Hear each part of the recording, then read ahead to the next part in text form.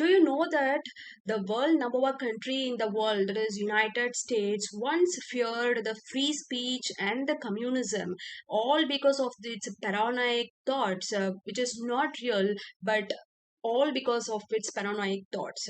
Yes, we are talking about Red Scare, the first Red Scare that happened in the United States around 1919 to 1920. How the Russian Revolution impacted the hate against the communism in United States, and how the free speech of Americans, especially American immigrants, were suppressed at that time. These are all the things that we are going to see in this video. So come on, let's get into this video. First Red Scare. So the first Red Scare, the word means scare. First of all, you take word scare. Scare means panic, right? And panic towards color red. That does mean that. Which means panic towards red color. Red color here states that a communist party uses the red color symbol, red color flag. So obviously, first Red Scare is about panic towards communistic thoughts and communistic behaviors. So these are all the things the first Red Scare revolved around. In 1917, the United States feared about the communistic activity that exactly happened in Russia will take place in United States as such. So if you were keen to know about why they were feared about the thing that was not happened in the real life, you need to look into this timeline. First of all, in 1917, the the Bolshevik Revolution, which is nothing but called as Russian Revolution or November Revolution, which happened in Russia after the World War One. So after the World War, the Russian Revolution was led by the intellect Lenin.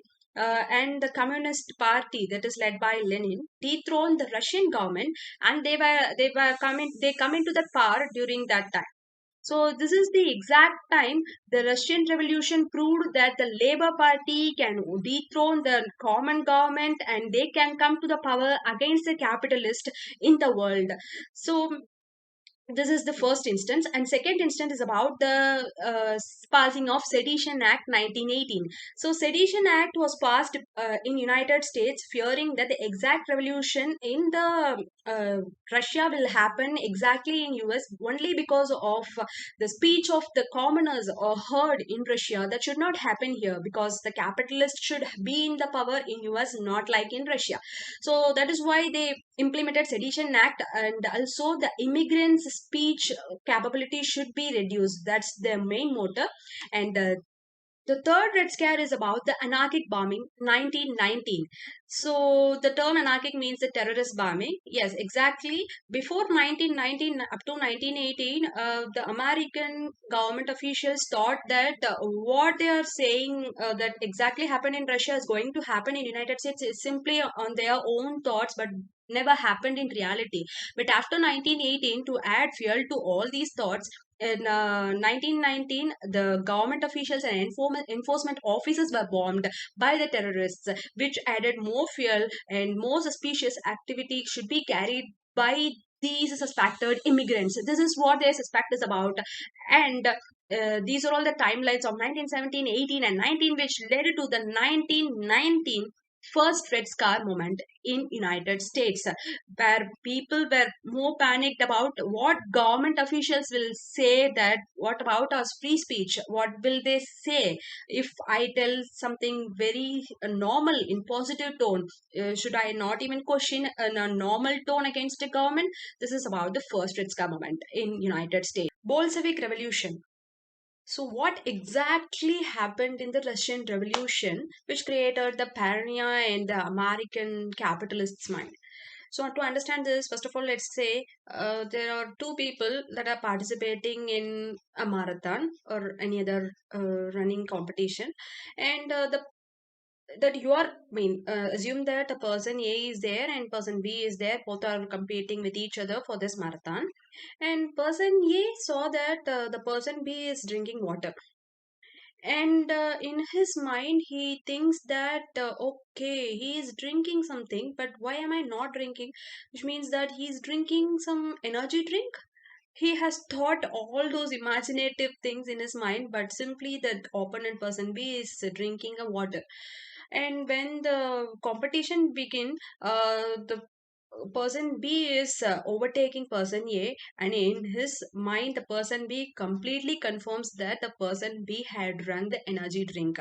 So here you can see that exactly nothing had, like energy drink was there in that exact situation, but person A was completely paranoid, imagining all those unrealistic situations that hadn't happened in this real nature now.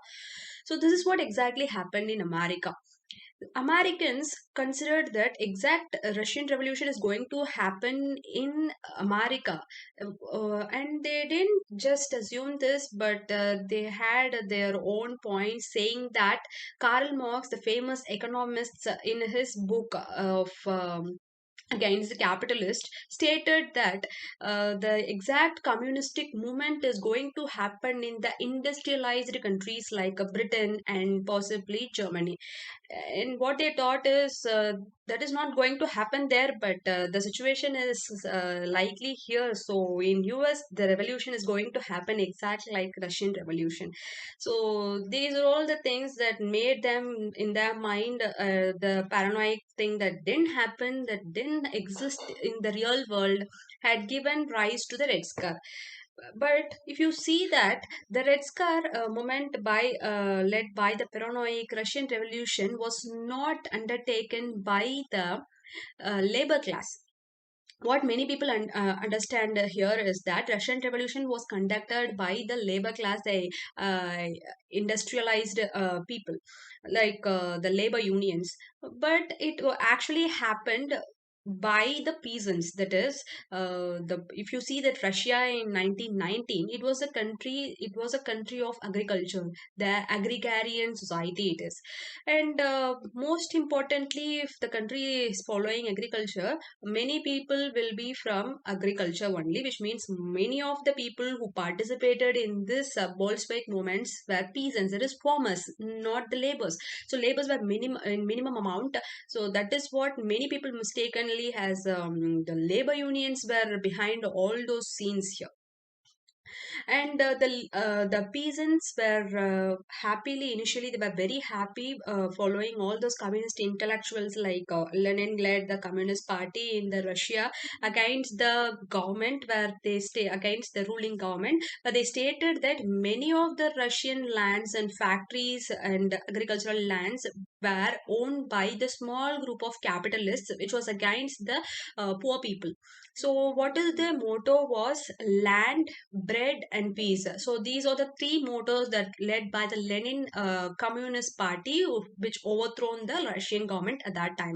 So here the peace means end of the war, that is end of World War One. That is their main motive. And bread means food to everyone, not just the resources are going to be with only 3% of the capitalist people. It should be spread across every other people. I mean, each and every normal individual in the country should get accessible to food, and land is each and every peasant, not only the peasant but the poor individual, the economically downtrodden people should get that land.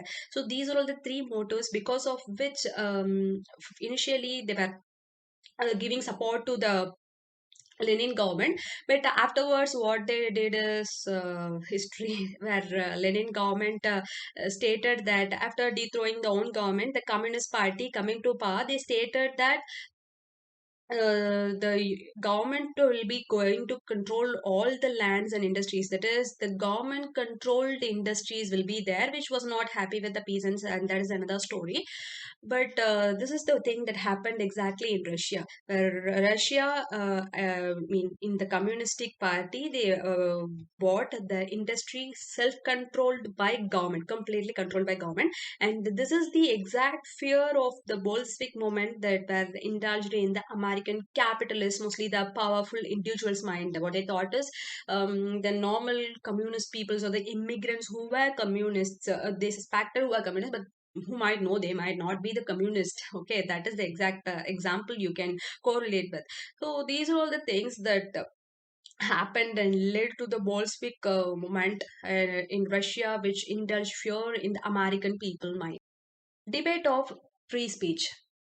So this is the core concept of first Red Scare that happened in the United States during that time of 1919, 1920. Imagine that you are living in a country where they are not going to allow you to tell why the government is not, sanctioning the road for this village, because we have been asking it for over 20, 30 years, and expect the government is going to put you in prison.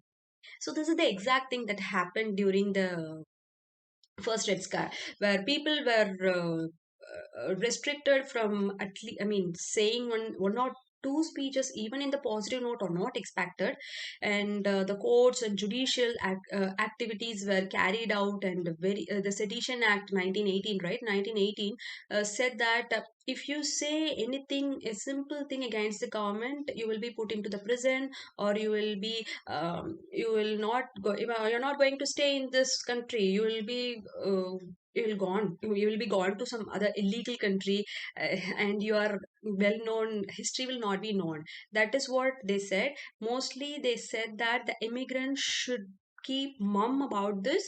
They should not tell any sort of communist propaganda here in America, and if we find that out, you will be out of this country, and your history will not be known by anyone. So that is the crucial thing that they have done to the immigrant that one country can ever do at that time.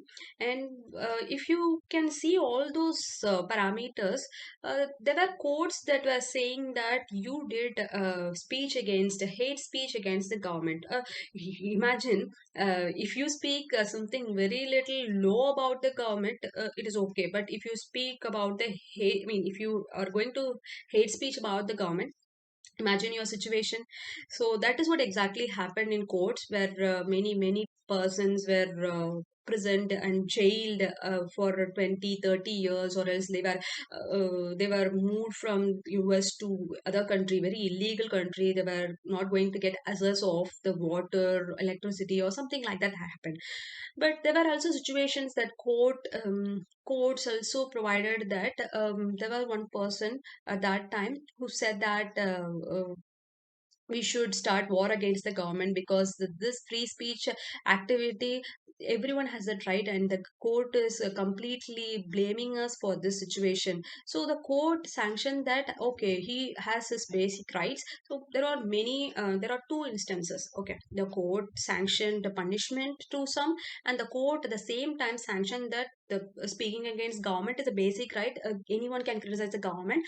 And there were cases like there were the cases like during the first scare, Fiske, Kansas, D. Johns, Oregon, Henron, Lowry, where there were more court cases, and the government lists very few people into the prison. And this is one of the good thing that happened at that time.